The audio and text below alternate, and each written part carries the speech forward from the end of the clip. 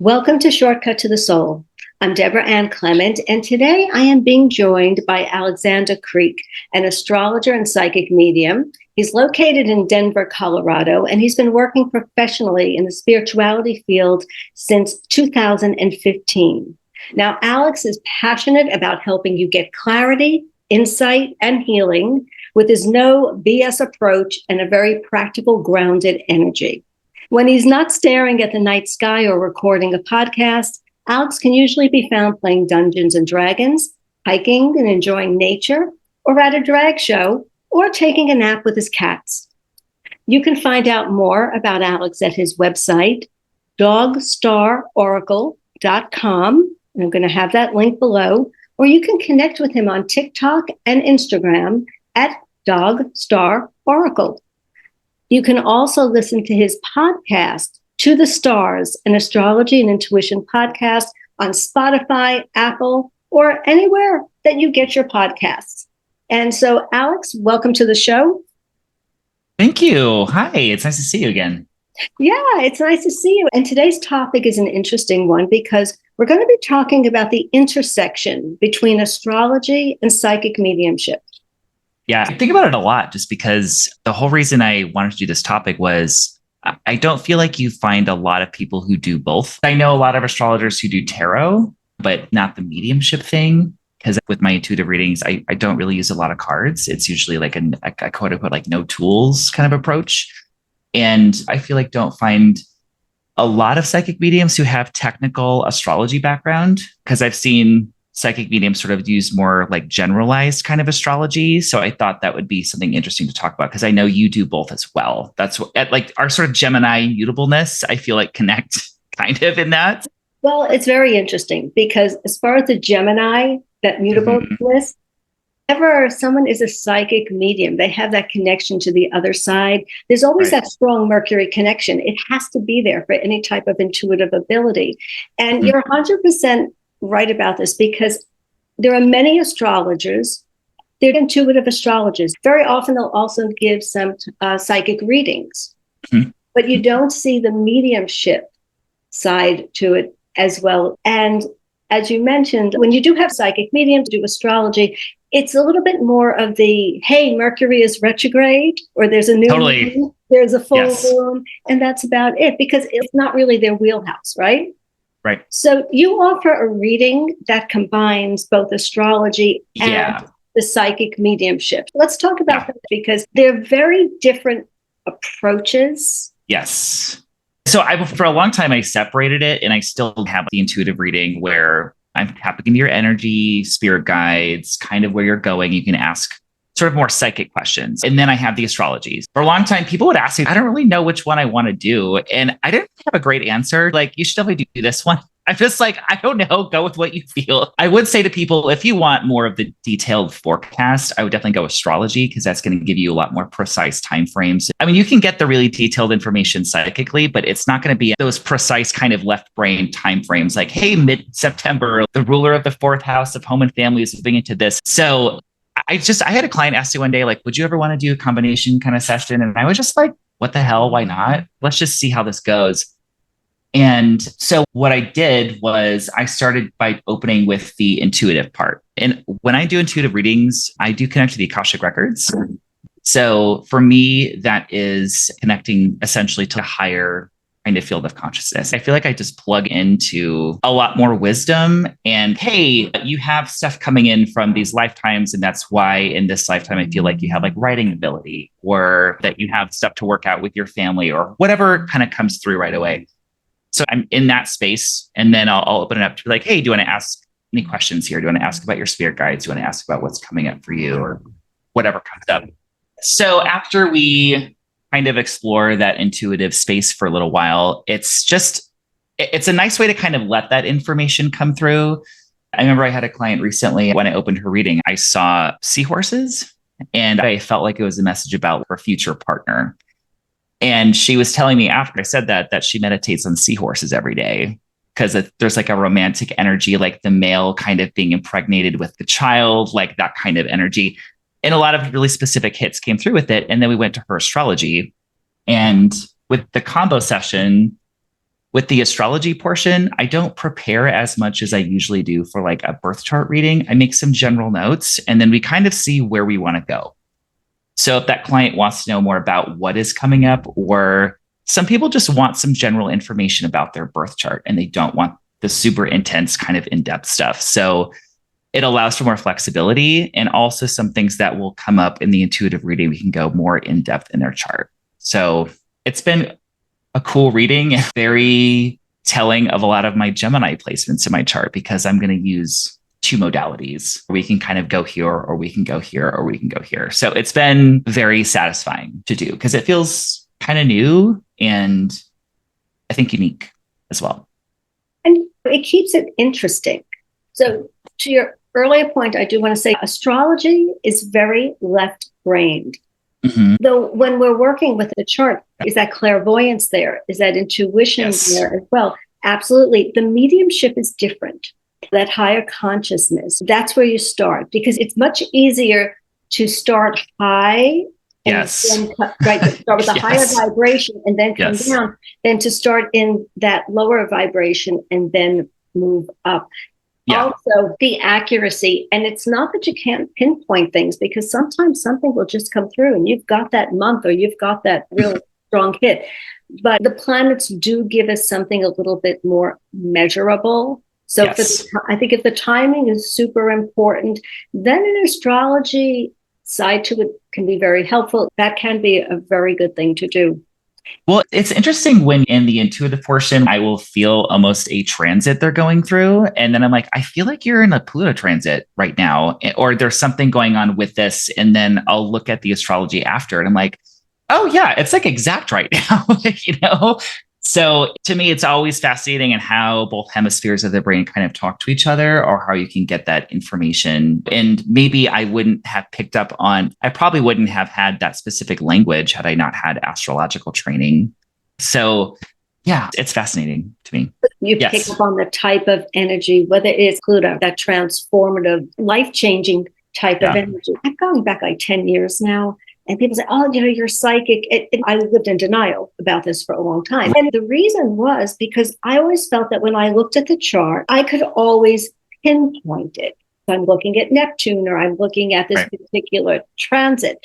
And of course, I've come to learn it is that blend. It's both gifts. One is the training, because in and of itself, astrology works. And so I will just say that this is my personal opinion. I believe anyone can learn astrology. I mean, some people, will do better at it than others, like anything else, but it works. You can learn the principles, you can apply it, and it works. But it is the intuition that makes it a difference. And I just feel those who have that psychic ability take it to another level. Well, I think there is intuition, regardless of whether you're going to the more extreme kind of psychic reading, or whether you are just looking at the chart. Because when I've let myself just be in more flow and feel and like not overthink it, because it's, I'll prepare and get all my notes and everything ahead of time. And sometimes you just have to be like, hey, so what's going on with relationships? Because I had a client recently where like Pluto was squaring both of the luminaries. And she had a full moon aspect in her chart. And I think there's something with like Uranus is going on at the same time too. And the word divorce just popped in my head. Yeah. And I opened up and she was a repeat client. And I was like, you look great. You look beautiful. And she's like, yeah, I feel great. I'm getting divorced. Okay. There it is. All right. There's going to be the inevitable intersection. And astrologically speaking, the Pluto, the Pluto being that transformation, but the Uranus, that's the liberation. That's like, I am out of here and I'm really happy about it. Yes. Just said nothing better than a Leo rising, just like feeling their best, because you could see that solar like glow from her. Well, it sounds like she's certainly working with the energy.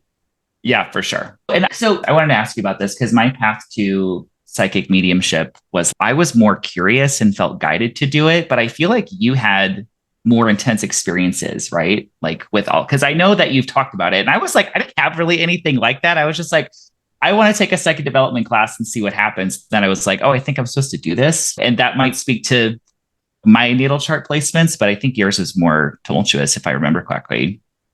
Yes. I wasn't one of those people that spirit that I saw had a new friend as a child. Yeah. It was just terrifying. And I would have things grabbing at me. Wow.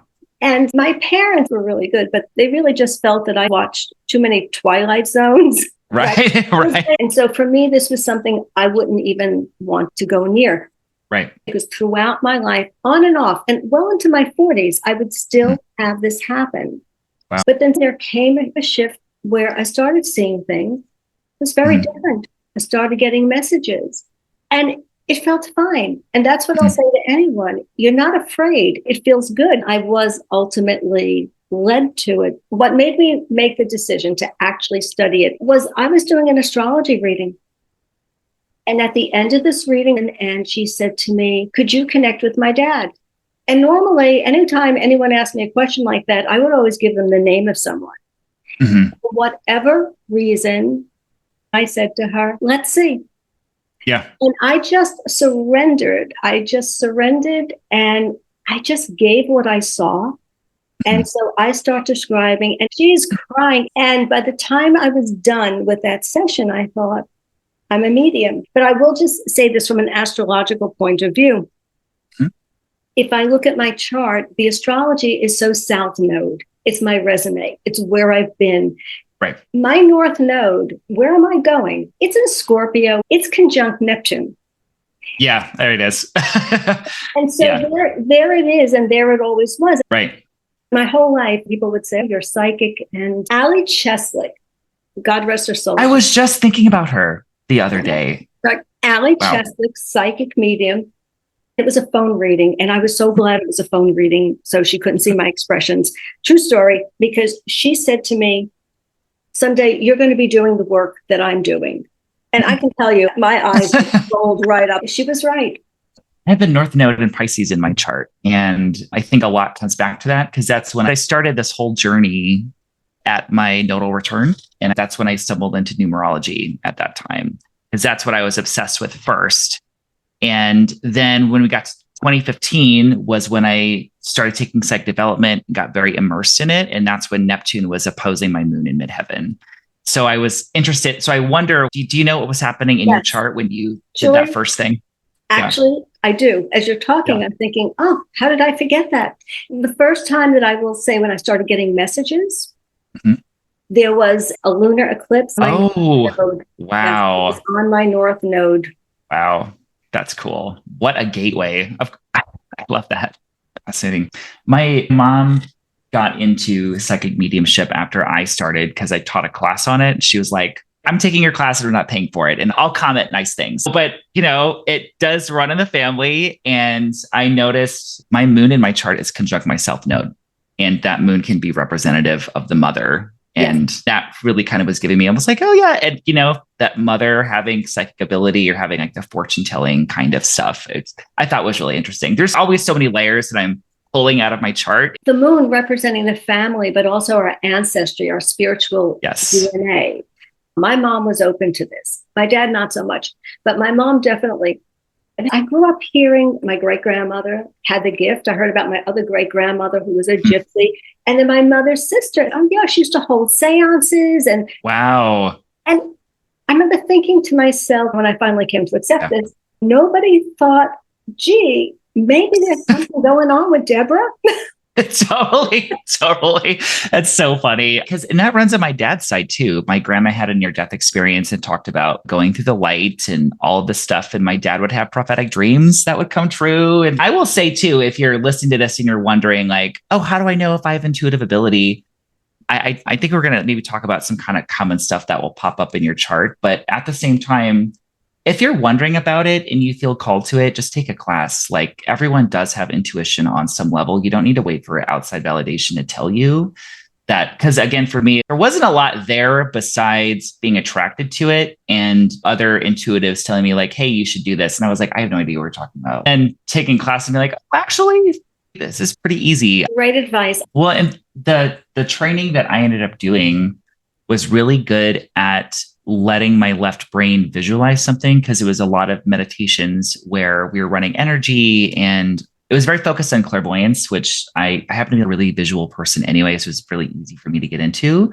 But it gave my left brain something to chew on. And also we sort of kept being told like, hey, this is just for fun. This is just for play. They would say, keep your amusement high. And it was just a very clunky way of saying, just have fun with it and let it flow. But when I teach it, I kind of tell my students, just pretend. So pretend that you're getting a story, pretend that none of this matters.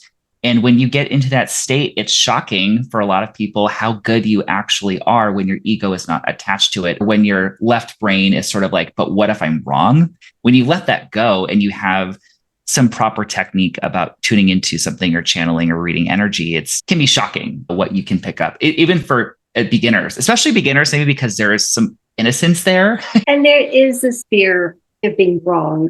Yes. I'm just hitting my Jupiter return with Jupiter going to Gemini. And the last time I had my Jupiter return was when I found numerology. It's when I started a really old podcast on Blog Talk Radio back in the day, like 2012. But I was really introduced to a lot of spiritual teachers, which is one of the classic sort of delineations of a Jupiter return. And now I find myself wanting to take more mediumship courses because my psychic stuff does tend to be focused on spirit guides, other lifetimes, what's going on in your life right now. And I'm a natural medium, but I definitely wanting to sharpen up some techniques and I think build a little confidence because sometimes you'll see something so specific. Like I see a black cat and it can be a bad habit that intuitives will get into. We'd be like, oh, do you have any pets? Instead of just saying the specific thing you saw, because they'll have that exact black cat or whatever it is. So I can feel that approaching, and I'm also excited to teach more as well, but also just to keep learning. And also my Gemini planets are never going to stop wanting to learn more things anyway. And that's how it is. Sometimes you see things very specifically. It takes time to build confidence. Yeah. I mean, getting those home runs when it lands, it's really rewarding. And most of the time, if I don't take that crack, I'm like, oh, I should have just said the exact thing that came into my mind instead of putting it more generally. I think it comes with time. Mm-hmm. And it's about that trust. We hesitate. Mm-hmm. But when we just trust and let that flow come through, it's amazing what can come through. Yeah, absolutely. Yeah. And I just think over time, it's like, I'm not really afraid to sound like a lunatic anymore. I'm just going to say what comes in. You know what I mean? And if I sound nuts, maybe you can put it together later, you know? But it's like, I'll have to remind my brain, hey, you've been doing this for quite a while. Just say what comes in. You're usually right. That's the whole point of this gig. I think that happens if you take a break from it for a while. Yes, totally. Because that did happen to me. I had taken some time off and I was looking forward to come back to it. But I had a little stage fright, for lack of a better word, before I had that first reading where it's like, it's not going to be there. I have that fear as well. Yes. It's weird. It's because it's so intangible sometimes that if you're not constantly doing it, coming back to it can be like, yeah, did it go away? Like, and then you come back to it and it's like, oh, this is really fun. Why was I afraid? This is great. And it's very rewarding. And to go back to the astrology and the combination, the work that you're doing, if anyone's interested in a combo reading, by all means, Dogstar Oracle, come and book a reading, because you're getting validation with the chart, but also from the other side. Yes. Yeah. So it's two different sources, and to some degree, all roads lead to Rome. Yeah, that's a good point. The last thing I wanted to mention, I had a specific example. I remember doing a combo session and I did some notes on the chart, and it's like I do notes and I kind of put it away because I don't want that information kind of front loaded in my mind. So I open up the reading and I go into the records and I get this strong feeling. I see this person almost dressed like I felt connected to almost the Library of Alexandria and that kind of energy. Like it just kind of felt vaguely Greek. And I just got the sense that this person had a lot of knowledge, that they were like a seeker.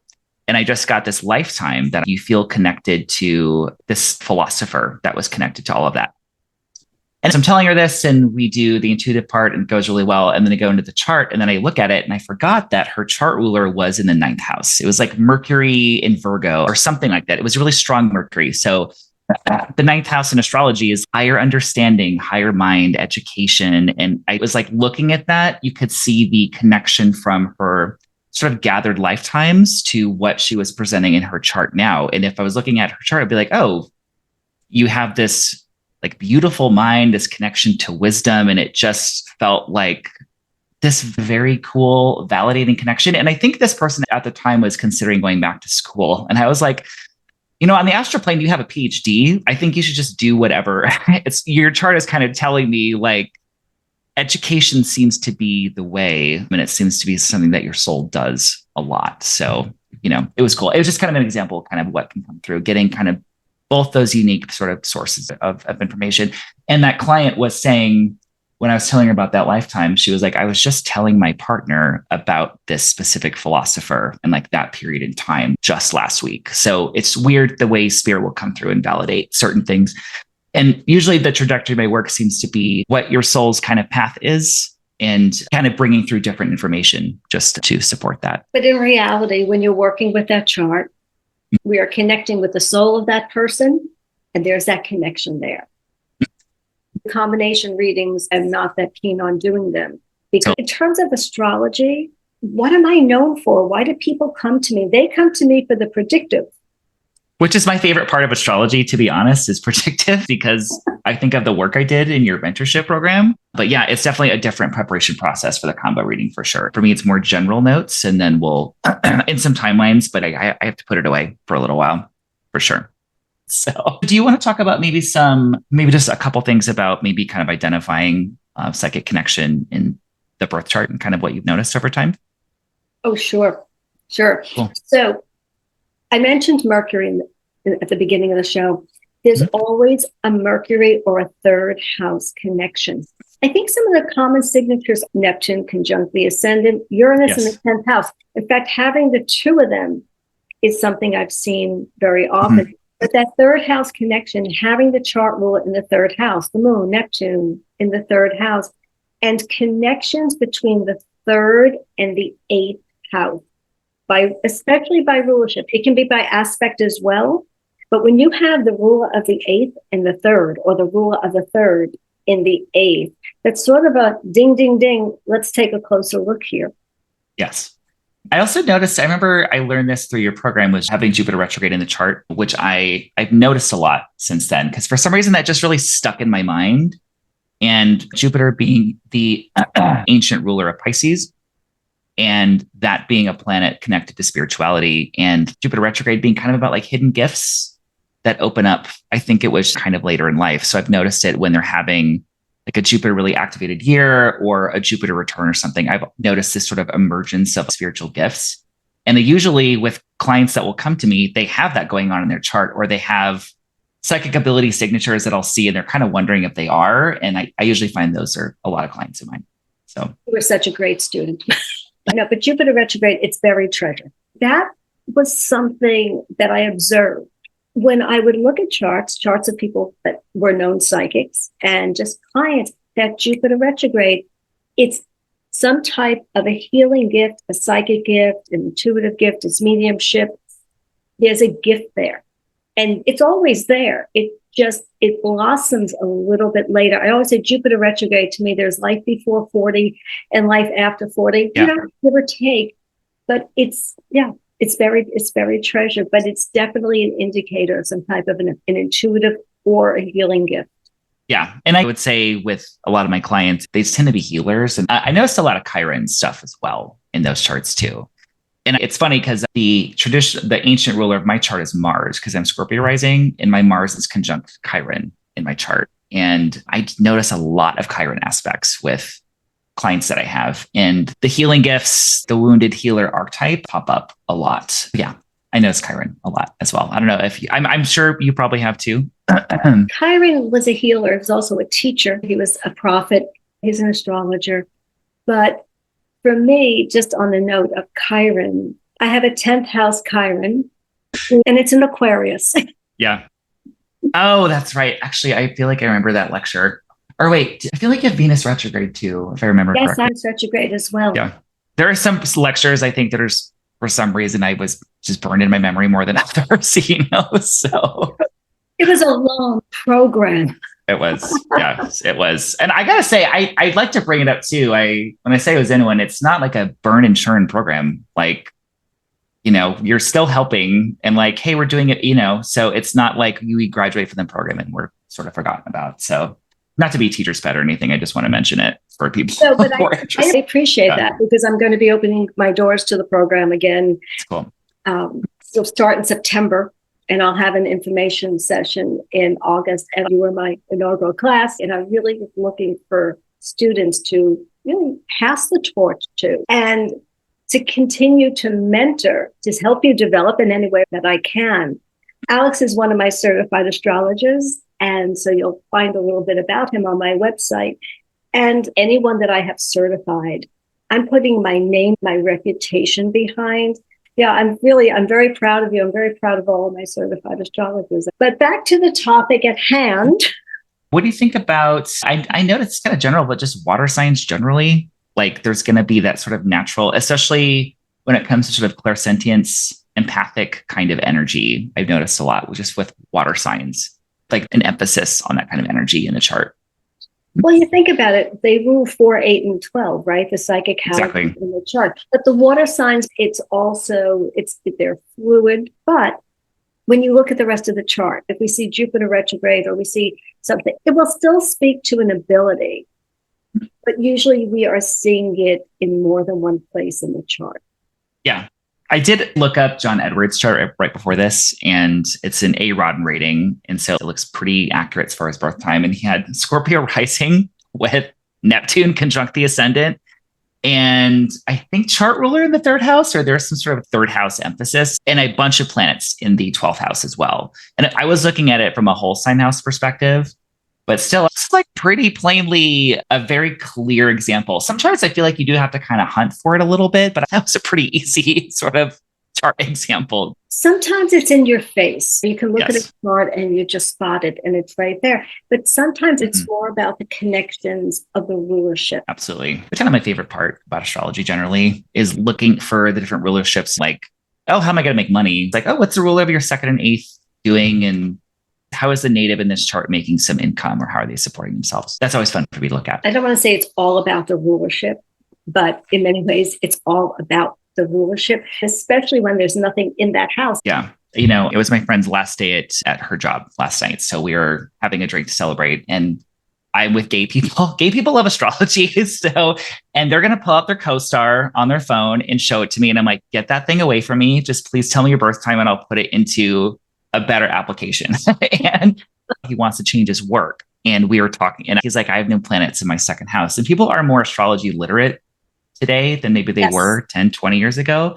But I was like, okay, let's look at the ruler of that and what's going on with that. And that's one of my favorite things to talk about. Oh, it's an empty house. Let me show you the other things in your chart that are dealing with that topic. Just looking at that chart ruler, that was fun.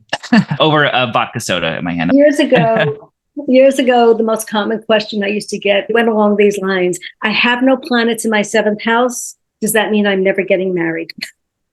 Totally. I feel like people still ask that. And I'm like, just look at the chart ruler and see what it's doing. But astrology, the younger generation really embraced it. And it's a wonderful thing to see. Yeah. I mean, the reason I found it was just because of the trenches of internet radio. Because that's how I found you initially, was listening to a numerology podcast, but it was like back 2009, 2010. You're just a little kid then. I was, just a very intense, nerdy 19, 20-year-old. For me, I always thought I had to choose between the psychic mediumship stuff or the astrology, because I'm like, who are my people? Because sometimes I want to talk technical specifics with more intuitives, and they're like, I don't really know any of that. Or I would hesitate to bring this up in front of very studious kind of astrologers, because you just never know. But lately, I feel like being in my own lane has just been really very fulfilling. And I do both, whatever. Mercury and Gemini rules a lot in my chart. It rules my midheaven. There's no reason I should have to choose. So I've been really passionate about teaching and talking about both of them. And on that note, if you are interested in a reading, any type of reading, but especially a combination reading with some astrology and some psychic mediumship, visit Alex's site, dogstarOracle.com. And I believe you're going to be teaching some classes. So would you share something about that? Yeah, I don't know. I've been putting it off for so long, but I feel like it's time I start teaching astrology and psychic development again.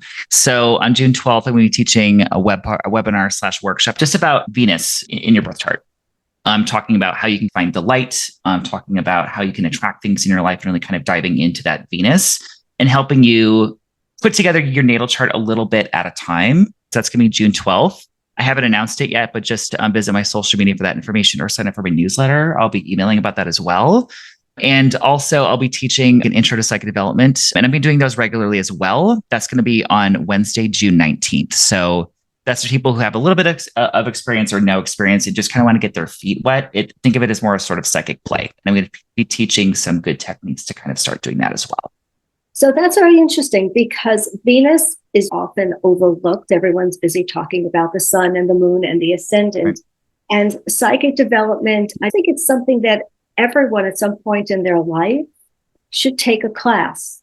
And so get over to Alex's website, follow him on TikTok, follow him on Instagram, and check out his podcast. You can get the information on his website, dogstarOracle.com, and I'll be dropping links in the notes as well. So Alex, thank you so much for joining me today. Thank you so much for having me. I was looking forward to talking. It was fun. So everyone who's listening, thank you for tuning in. And until next time, may Jupiter's blessings be your constant companion.